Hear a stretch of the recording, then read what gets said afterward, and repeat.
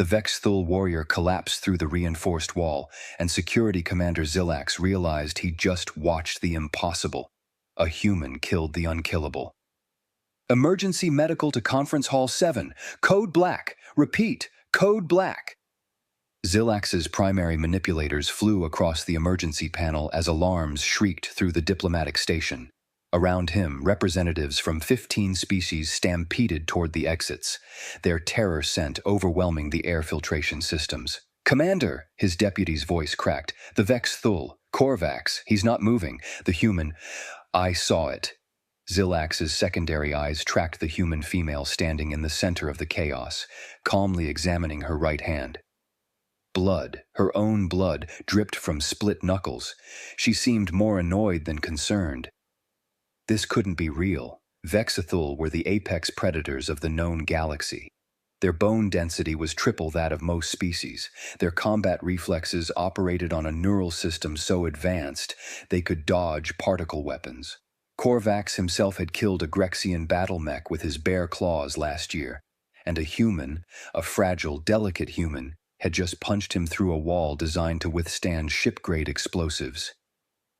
"Everyone stay calm," Zilax broadcast, his voice translator struggling with his panic. "Secure the human. Carefully, do not engage directly." Excuse me?" The human, her file said, Sarah Jackson, trade negotiator, looked up with a bemused expression. "I'm right here. You know I can hear you, right?" "Ms. Jackson." Zilax approached slowly, keeping his claws retracted and his posture submissive. Every instinct screamed that he was in the presence of a predator. "Please remain calm. Medical assistance is, I'm fine. Just need some ice." She flexed her fingers, wincing slightly. "Is there a first aid kit around here? Also, someone should probably check on the big guy. He hit that wall pretty hard." Pretty hard? The wall had a warrior-shaped crater in it. Debris littered the floor. Structural supports groaned ominously. The medical team burst through the doors, saw Korvax's motionless form, then saw Sarah standing upright, and froze. "What are your orders, Commander?" the lead medic asked, all four of his eyes fixed on Sarah. Treat the Vex-Thul first." "You sure?" Sarah asked, holding up her bleeding hand. "Because I'm actually injured here." "Your hand is bleeding," Zilax said carefully. "His spine might be shattered." "Oh." Sarah looked genuinely concerned. "Is he going to be okay?" "I didn't mean to hit him that hard." "Didn't mean to." Zilax pulled up the security footage on his wrist display, needing to see it again, needing to understand. There. 15 seconds ago. Korvax towering over Sarah, easily twice her mass, his claws extended in what every species recognized as a dominance display. Sarah standing her ground, saying something. The audio was corrupted by the alarm, and Korvax reaching for her. Then Sarah's fist moving. Not fast by Vex-Thul standards, not particularly sophisticated technique, just a straight punch to Korvax's thorax, and the warrior launching backward like he'd been hit by a cargo hauler. "Commander," his deputy whispered, "the force sensors registered the impact. You need to see this." Zilax looked at the readings, looked again, checked the calibration. "This says she hit him with 4,200 pounds of force." "Yes, sir." "That's equivalent to a Class 3 kinetic weapon." "Yes, sir." "She's a trade negotiator. Her file says she works in agricultural exports." "Yes, sir." Sarah was now arguing with a medic who was trying to scan her. "I'm fine. It's just bruised knuckles. I've had worse from moving furniture." Moving furniture.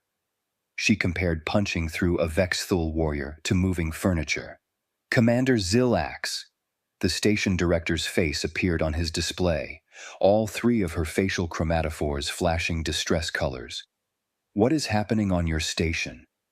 "I have 17 species filing emergency evacuation requests." "Director, we have a situation. The human delegate."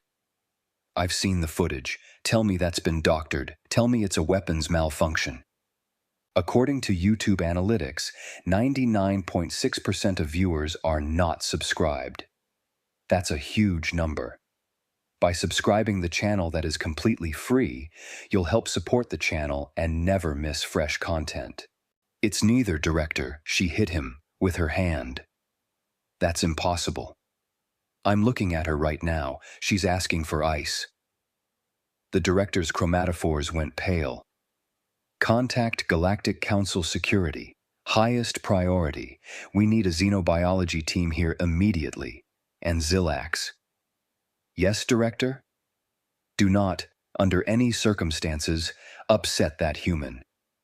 Zilax pulled up the recordings from 10 minutes earlier, before everything went wrong. He needed to understand how a routine diplomatic function had turned into a galactic incident. The footage showed the reception hall, delegates mingling, sharing refreshments. Sarah Jackson stood near the refreshment station holding what humans called wine and chatting with the Diluvian trade minister. Then Korvax approached. The Vexthul was in full ceremonial armor, more for show than protection since his species needed no protection. He moved with the absolute confidence of an apex predator, his reputation preceding him. The human delegation, Korvax's rumbling voice came through clearly. I've been curious to meet you. Your species has quite the reputation. Oh yeah, Sarah smiled politely. Good things, I hope. Fragile things. Korvax's mandibles clicked in what his species considered humor. Your bone structure is laughably delicate. Your muscle density barely registers on standard scans. Your homeworld's gravity is so weak you'd need assistance suits on any proper planet. Several other species had gathered, nodding agreement. A Thoraxian biologist chimed in. Indeed, human physiology is fascinating precisely because of how vulnerable it is. Your prey species that somehow developed intelligence. Sarah's smile didn't change, but something in her posture shifted. That's one way to look at it, sure. It's the only way to look at it, Korvax continued, clearly enjoying himself. Your species requires artificial environments just to survive. Your combat capabilities are negligible. Honestly, it's remarkable you made it to space at all. Uh-huh. Sarah took a sip of her wine. You guys done? Done? I'm simply stating facts. Here, Korvax reached for her arm. Let me demonstrate. This won't hurt much. I'll be gentle. Don't. Sarah's voice dropped several degrees. It's educational. Your species needs to understand their place in the galactic hierarchy. I'm warning you. Back off. Korvax's claws wrapped around her forearm. You see? So fragile. I'm barely applying pressure, and that's when Sarah punched him. Zilax zoomed in on her face in the split second before impact. No rage, no fear. Just a very human expression that roughly translated to, I told you so. Now in the present, medical teams swarmed around Korvax. The warrior was regaining consciousness, groaning in what Zilax recognized as profound pain. 17 fractured plates, the lead medic reported. Severe thorax trauma, 3 damaged neural clusters. Commander, what weapon did she use? No weapon. That's impossible, the damage pattern. Play the footage. The medic watched. Watched again, his manipulators trembled. That's a hand. She used her hand. Yes. But the force required, no human should... The medic pulled up his scanner, pointing it at Sarah.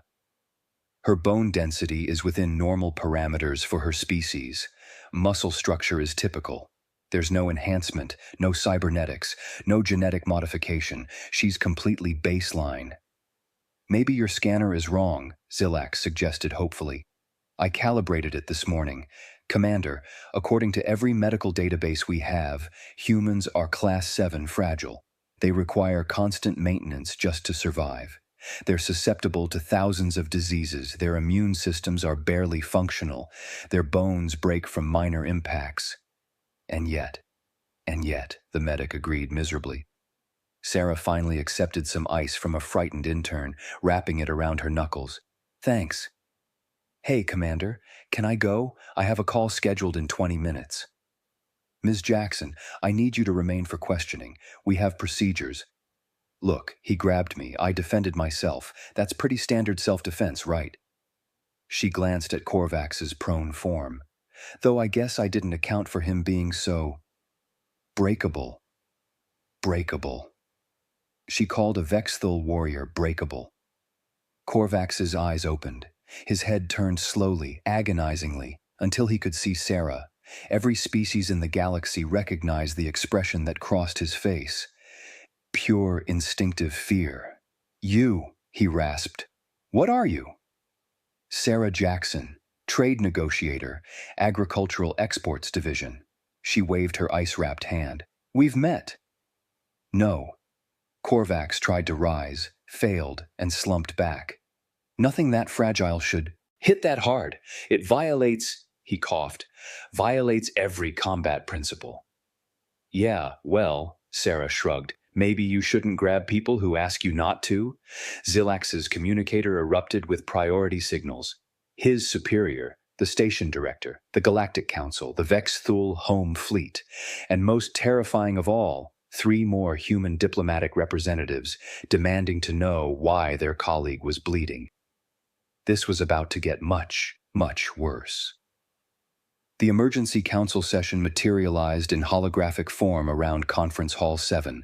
15 species representatives, 3 military advisors, and 1 very nervous xenobiologist named Azila appeared in shimmering blue light. Commander Zilax, the council arbiter began, her twin vocal sacs vibrating with authority. Explain how a human trade negotiator incapacitated a Vexthul combat champion. I've sent you the footage, Arbiter. We've seen the footage. We're questioning its authenticity. It's authentic. Station security confirms no tampering, no editing, no manipulation. The Vexthul military advisor, a scarred veteran named Ganix, materialized closer to the human. He studied Sarah with all 6 of his eyes. This is the human? That's me. Sarah gave a little wave with her non-injured hand. Hi. You don't look like a warrior. I'm not. I negotiate grain contracts. Then how? He grabbed me. I asked him not to. He didn't listen, so I made him let go. Sarah said it like she was explaining something to a child. Pretty straightforward. Ginix pulled up data on his own display. Vexthul combat doctrine has never failed against a smaller species. Never. In 3,000 years of recorded history, our warriors train from hatching. Our reflexes operate at neural speeds that... Yeah, but do you train against people who ask you to stop? Sarah interrupted. Because that's kind of the key part here. This is impossible, Azila, the xenobiologist, spoke up. Her tentacles coiled nervously. I've studied human physiology extensively. You're classified as Class 7 fragile. Your bones have the density of compressed foam compared to most species. Your muscle attachments are inefficient. Your joints are poorly designed for force distribution. By every metric we have, you should have shattered your own hand. Sarah held up her injured hand. I did hurt it. Hurt it, not destroyed it. The force of that impact should have pulverized your skeletal structure. Should have? Sarah looked genuinely curious now. What makes you think that? Every scan we've ever performed on humans shows... Azila pulled up holographic data. Look. Bone density, 1.8 kilograms per cubic centimeter. Muscle tension capability, 140 pounds per square inch. Neural transmission speed, 268 miles per hour. These are the measurements we get from every human we scan. Okay, so how did you generate 200 pounds of force? I just punched him, Sarah demonstrated slowly in the air. Pull back, rotate the hips, extend the arm, transfer the weight forward. Basic physics. That's not basic physics, Zilax interjected. That force output requires... Wait. Azila's tentacles went rigid. What were the humans doing when we scanned them? Standard medical examinations. They were resting on examination platforms while... The xenobiologist's chromatophores flashed bright orange. Oh no! What? The arbiter demanded. We measured them at rest. Every species we've documented. We measure baseline capabilities during resting states. But humans... Azila pulled up more data frantically. Humans have something called an adrenal response. During stress or danger, their biochemistry completely changes. Heart rate increases 300%, blood oxygenation spikes, muscle fiber recruitment jumps to maximum, neural transmission speed. How much does it increase? Ginix asked quietly. We don't know. We never measured it. We assumed the resting state was representative of their maximum capabilities. The council chamber fell silent except for the station's environmental systems humming. Sarah raised her hand like she was in school. So, just to clarify, you guys have been measuring us while we're relaxed, and assuming that's the strongest we get? Yes, Azila whispered. Oh, wow, Sarah started laughing. Oh, that's okay. That explains so much about how you've been treating us. You think we're fragile because you've literally never seen us try. You mean there's more? Korvax groaned from his medical bed. That wasn't your maximum? Dude, I pulled that punch. I didn't want to kill you. You pulled, Korvax's mandibles trembled. If I hadn't grabbed you, then we'd have kept chatting about trade routes and everyone would have had a nice evening. Sarah sighed. Look, I get it. You thought I was weak. You thought it would be funny to demonstrate human fragility. But here's the thing. When we say we're fragile, we mean compared to each other. Humans break human bones. We're not comparing ourselves to you. Azila was pulling up more data, her movements increasingly frantic. Earth's gravitational force is 9.8 meters per second squared. That's within the range we consider normal, but the atmospheric composition, 21% oxygen, that's incredibly high. The predator-to-prey ratio, her tentacles began trembling. Oh, ancestors, Earth is a Class 9 death world. A what now? Sarah asked. Death world. We have classifications. Class 1 is paradise, minimal threats, abundant resources. Class 9 is... We don't have colonies on Class 9 worlds. They're too dangerous. Earth is dangerous? Sarah looked genuinely confused. We have shopping malls. Your planet has weather systems that generate windstorms capable of destroying reinforced structures, Azila continued, her voice rising. Seismic activity that can level cities. Predators. You have predators that hunt in packs, predators that ambush from water, predators that strike from the air. And you, she pointed at Sarah. Your species didn't just survive. You became the apex predator. You domesticated other predators. You use them as companions. You mean dogs? Wolves.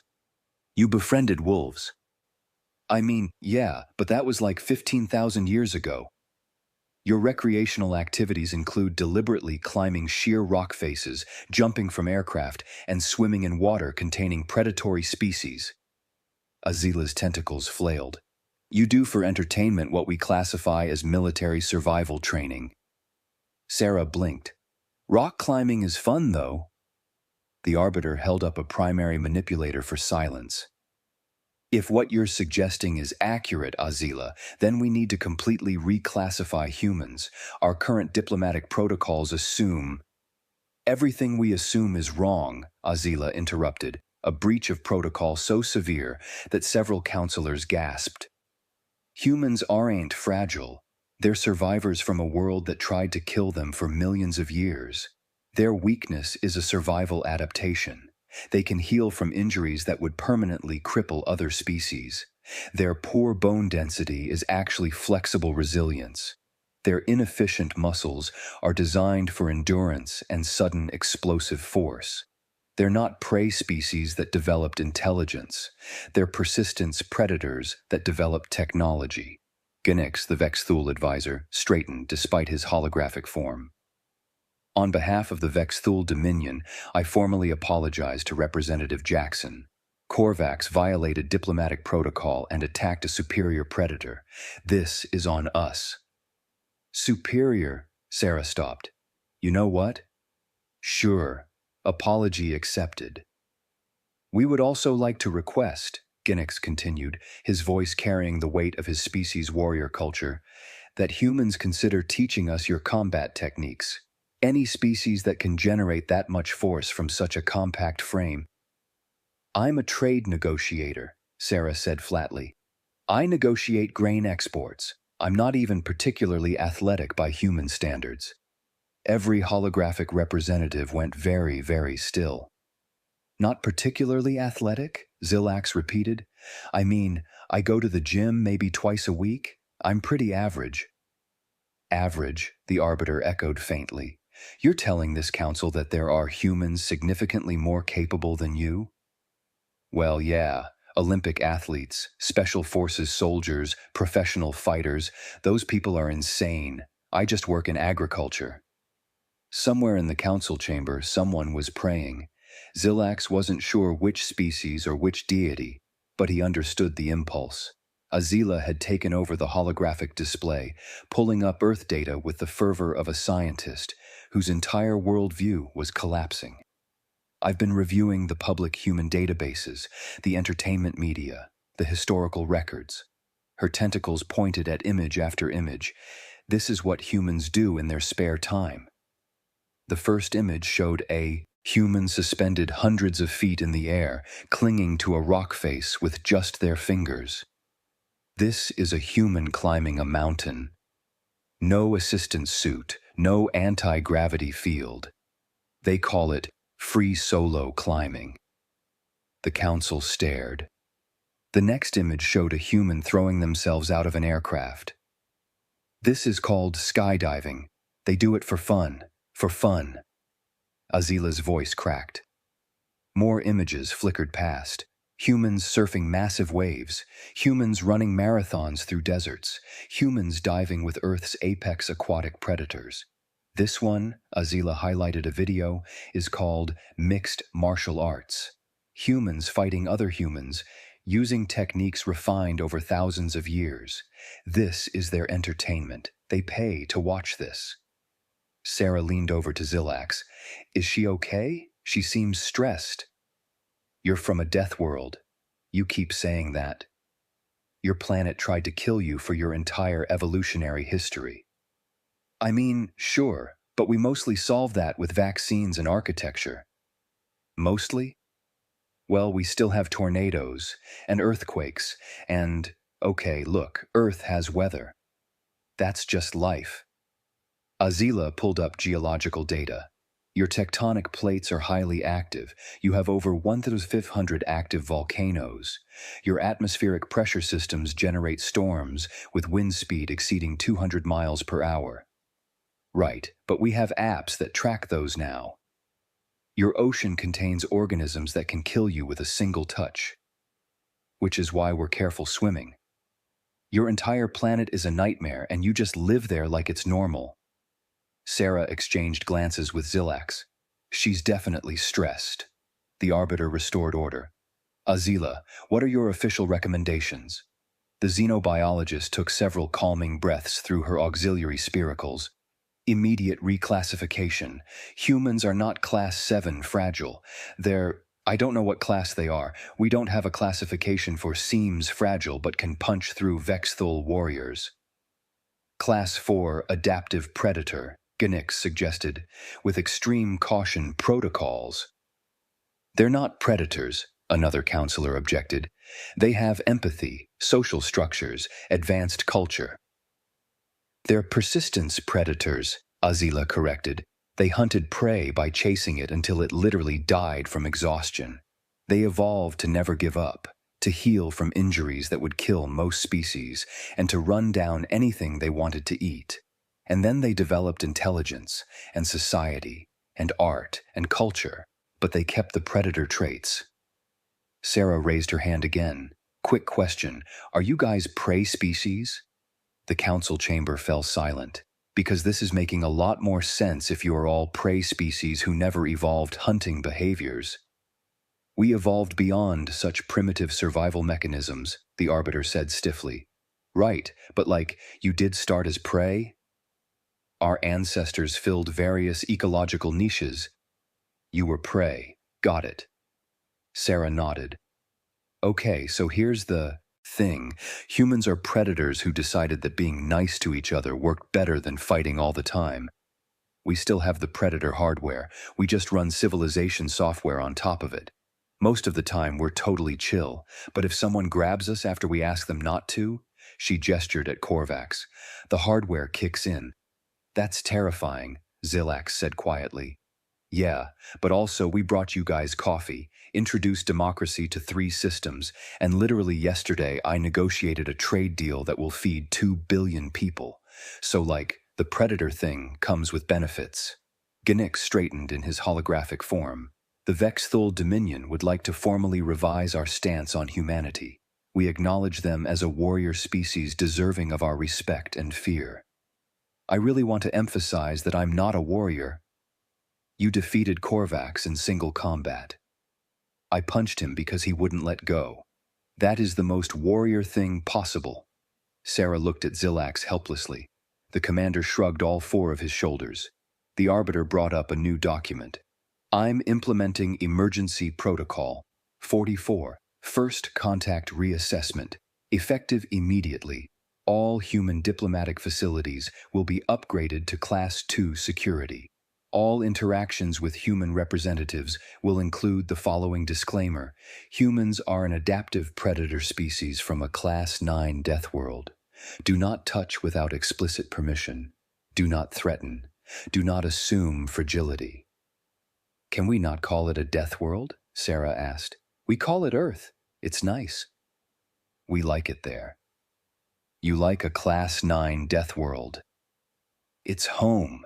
You guys are so weird about this. Korvax, who had been silent on his medical bed, finally spoke. Human Sarah Jackson, I formally request forgiveness for my actions. I underestimated you catastrophically. It's fine. You learned your lesson. I also request, if you're willing, to understand how you pulled your punch. You said you didn't want to kill me. Right. How much force would have been required to kill me? Sarah thought about it. Honestly, probably about 30% more than I used. I aimed for center mass and pulled back at the last second. If I'd actually wanted to hurt you... She stopped. Look, I didn't want to kill you. I just wanted you to let go. Mission accomplished. 30% more, Korvax repeated faintly. The human pulled her punch by 30%. Probably more like 40% actually. I was being conservative.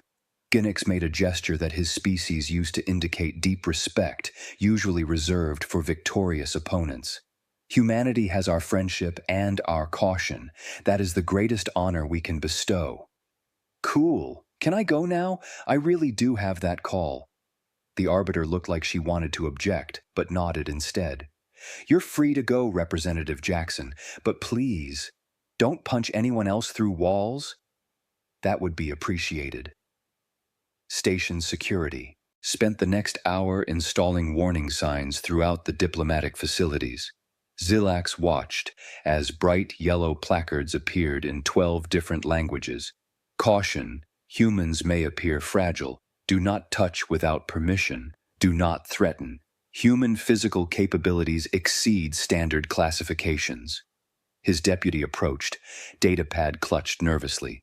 Commander, we've received 47 requests from various species asking about proper human interaction protocols. Tell them to treat humans the way they'd want to be treated. Be polite. Don't grab them. That's it? Apparently that's all it takes. In the medical bay, Korvax was being stabilized for transport back to the Vexthul homeworld. The warrior had regained most of his mobility, though his pride remained shattered. Ginix stood beside him, reviewing the incident report. You grabbed a predator, Ginix said flatly. I didn't know. You were told she was fragile. You assumed weak. These are not the same thing. How was I supposed to know? You could have listened when she told you to stop. Ginix closed the report. This will be included in all future warrior training.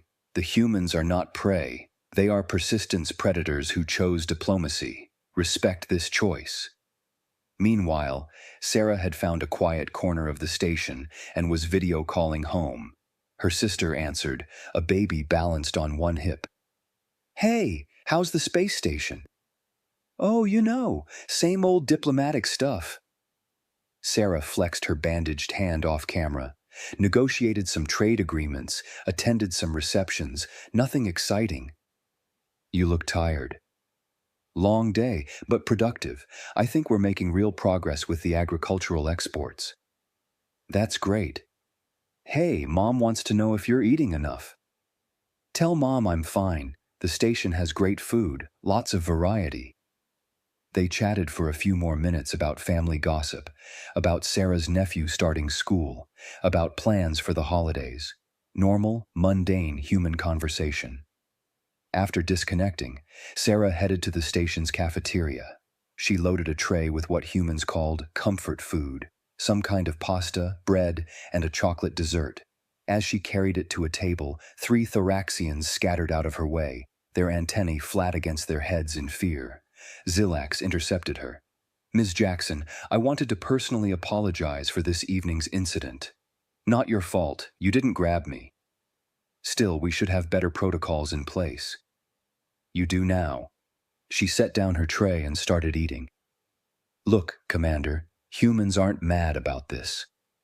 Most species thought we were fragile because we told them we were. It's not your fault you took us at our word. But you're not fragile.